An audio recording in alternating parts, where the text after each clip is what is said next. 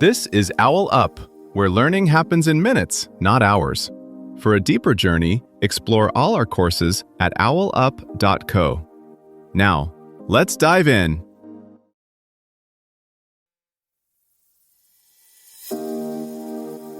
Welcome back to Chapter 2 of our series, Revolutionary Paths, Lessons from Modern Changemakers.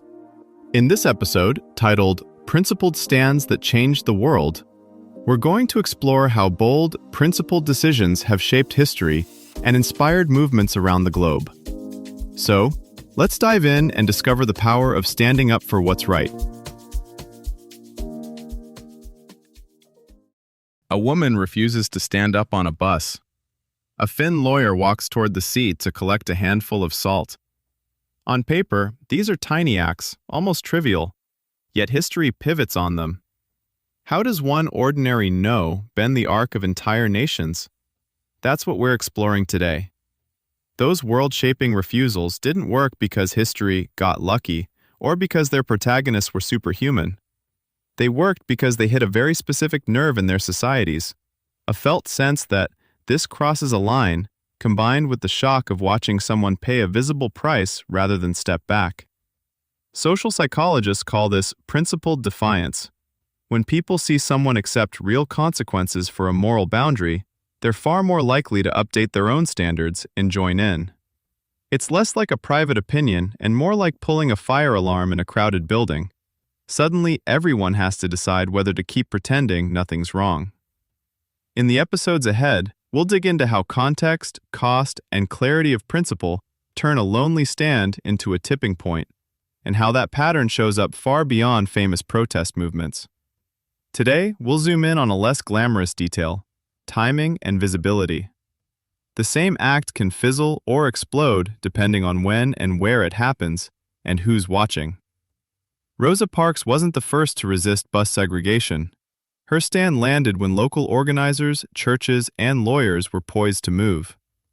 Gandhi's salt law protest mattered because salt touched every kitchen table in India. Think of these stands less as isolated events and more as carefully placed fault line tests, poking at cracks already running through a society's routines, stories, and institutions. Consider three less mythologized ingredients that quietly determine whether principled stands spread: moral contrast, narrative fit, and joinability. First, moral contrast. Stands that catch fire don't just say no, they stage a side-by-side comparison that's hard to unsee. Charter 77 in Czechoslovakia didn't unveil new atrocities. It simply held the communist regime's own human rights signatures against its daily behavior. That gap was the spotlight. Similarly, when protesters accept arrest while acting calmly and transparently, they sharpen the contrast between their conduct and the system's response. Psychologically, that contrast makes fence-sitters reassess who is actually behaving normally. Second, narrative fit. A stand resonates when people can plug it into stories they already use to make sense of right and wrong. Gandhi's salt protest fused easily with Indian ideas about self-rule and everyday dignity. Rosa Parks's case connected to Black church narratives of exodus and deliverance. By contrast, some technically brave acts disappear because they don't map onto any shared storyline. Onlookers struggle to explain them to themselves, let alone to others. Movements that win often spend as much energy crafting simple, repeatable explanations, phrases, songs, rituals, as they do planning actions. Third, joinability. An isolated act becomes a movement only if people can see a clear on-ramp. The Montgomery bus boycott offered a concrete script: don't ride the buses, use carpools, support the legal case. The Salt March evolved into nationwide salt-making and tax refusal. Each created low-risk follow-up behaviors that echoed the original principle. Without these, observers may admire courage yet stay spectators. Research on collective action shows that when people can identify even a small, specific next step that aligns with the initial stand, their likelihood of participating jumps sharply. Put together, these elements turn defiance into a kind of open-source blueprint.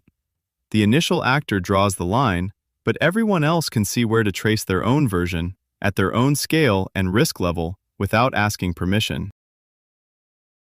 In practice, these ingredients show up far beyond headline protests. Think about a junior engineer who refuses to ship a feature that quietly harvests extra user data. Their private objection, buried in an email thread, probably dies there. But if they escalate in a public sprint review, calmly stating, "This breaks our own privacy policy," they create a visible clash between stated values and actual behavior. Colleagues can now decide, stay silent or echo that line. Narrative fit comes from tying the objection to stories the team already respects. We built our reputation on trust. Joinability appears when others see concrete follow-ups, logging data only with consent, adding a veto step in code review, or supporting an internal guideline. In sports terms, it's like a captain insisting the team won't fake injuries to win. That stance only spreads when it's aired in the locker room, linked to the club's identity, and teammates get simple ways to act on it in the next game. Live-streamed whistleblowing, viral threads, even a lone worker posting, "I won't do this," in a company Slack, can now travel farther than many street protests once did. Yet reach without depth is brittle. The next frontier is designing systems, schools, platforms, workplaces, where people can safely rehearse dissent in small stakes, like a scrimmage before a championship, so that when real pressure comes, moral courage feels practiced rather than improvised. So the live question is less, would you die on this hill? And more, which small hills are worth marking now?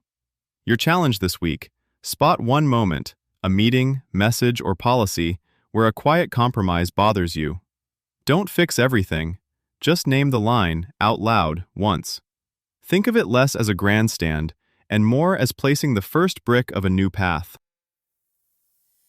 This was OwlUp, your daily step forward. This series continues with more chapters on OwlUp.co. Visit OwlUp.co to access the complete course and continue your learning journey. See you there!